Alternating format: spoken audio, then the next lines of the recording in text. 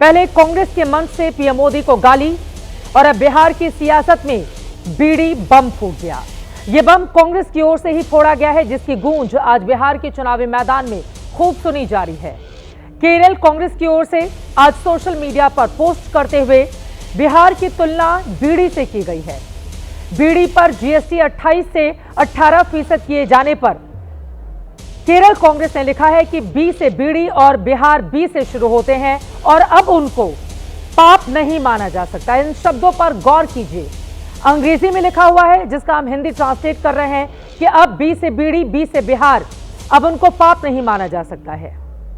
केरल कांग्रेस का यह post viral हो गया और बीजेपी के नेता कांग्रेस पर बरसने लगे। विवाद बढ़ता देख केरल कांग्रेस ने ट्वीट डिलीट कर दिया और फिर अगर मगर के साथ माफी भी मांग ली। केरल कांग्रेस ने भले ही माफी मांग ली हो, लेकिन तीर कमान से निकल चुका था। बीजेपी और जेडीयू ने तुरंत यह मुद्दा लपक लिया और कांग्रेस पर तीखे वार शुरू हो गए। बीजेपी का कहना है कि बीड़ी से तुलना कर कांग्रेस ने बिहार और बिहार के मेहनतकश लोगों का अपमान किया है। विधानसभा में जनता कांग्रेस को इसका मुंहतोड़ जवाब भी देगी। बिहार के करीब 3 लाख लोग बीड़ी उद्योग से जुड़े हुए हैं। पूरे विवाद में कांग्रेस अब बैकफुट पर है। पार्टी के लिए बचाव करना मुश्किल हो रहा है। महागठबंधन की ओर से नेता विपक्ष तेजस्वी यादव ने जरूर कहा है कि अगर बिहार को लेकर कोई आपत्तिजनक बात कही गई है तो माफी मांगनी चाहिए। पहले पीएम मोदी की स्वर्गीय माताजी को गाली देना, पीएम मोदी के लिए राहुल गांधी की ओर से तू तड़ाक वाली भाषा का इस्तेमाल बिहार के अलग अलग हिस्सों में करना, वोटर अधिकार यात्रा में बिहार के लिए अपमानजनक बयान देने वाले तेलंगाना के मुख्यमंत्री रेवंत रेड्डी को शामिल करना और अब बीड़ी से बिहार की तुलना कर देना और यह कहना कि अब दोनों को पाप नहीं माना जा सकता। एक के बाद एक कांग्रेस की ओर से क्या सेल्फ गोल किया जा रहा है? क्या कांग्रेस का बीड़ी बम चुनाव में नुकसान पहुंचाएगा? बिहार में पहले से पिछड़ी हुई कांग्रेस के ऐसे बयान से चुनावी रेस में क्या असर नहीं पड़ेगा? कई ऐसे सवाल हैं जिसको लेकर महादंगल में बड़ी चर्चा करेंगे, लेकिन पहले बिहार की राजनीति में बीड़ी बम का यह विस्फोट देखिए।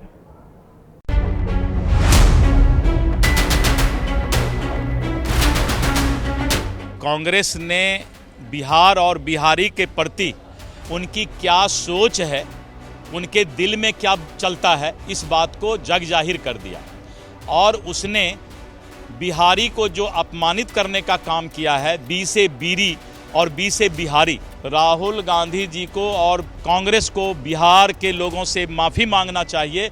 बीजेपी की आदत है हर बयान को बिहार से जोड़ना या किसी के अपमान से जोड़ना। किसी भी प्रांत पर कोई भी प्रश्न उठाता है और उसका अपमान करता है, वह माँ भारती का संतान नहीं हो सकता।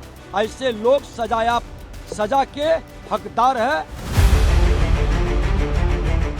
जिस जीएसटी को लेकर के केरला कांग्रेस ने ट्वीट किया था, उसे फिर डिलीट भी कर दिया। बीजेपी वाले क्या ज्ञान देंगे? ये अभी क्या ज्ञान देंगे?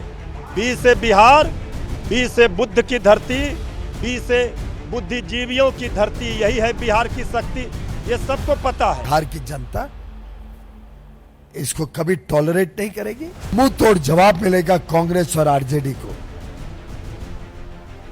इस वक्तव्य के लिए, इस इंसल्ट के लिए। देखे नहीं है तो प्रतिक्रिया नहीं दे सकते, लेकिन अगर कोई बिहार से लेकर के आपत्तिजनक करके कोई बात है तो जरूर माफी मांगनी चाहिए। बिहार की जनता इसका करारा जवाब देगी। बिहार को कितनी तुच्छ दृष्टि से आदरणीय राहुल गांधी जी देखते हैं। इस तरह से ट्वीट किया है तो बीड़ी की तुलना हाइड्रोजन बम के बाद बीड़ी बम नहीं चलेगा। मुझे लगता है इनसे लाज भी लजाकर चली गई है।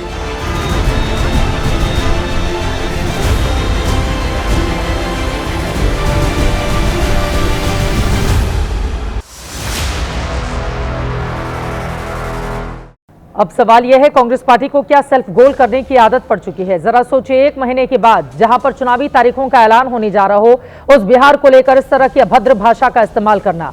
बाद में ट्वीट डिलीट कर दिया गया, लेकिन सवाल यह है कि बिहार के लोगों को लेकर इस तरह की गिरी हुई और गंदी सोच आखिर क्यों है? बीजेपी और कांग्रेस के बीच अपनी अपनी लड़ाई चलती रहेगी, लेकिन बिहार के लोगों का सीधे तौर पर अपमान इसको क्यों नहीं माना जाए? और जिन लोगों की ओर से सोशल मीडिया पर यह ट्वीट किया गया था, क्या कांग्रेस पार्टी ने उन्हें बाहर का रास्ता दिखाया है?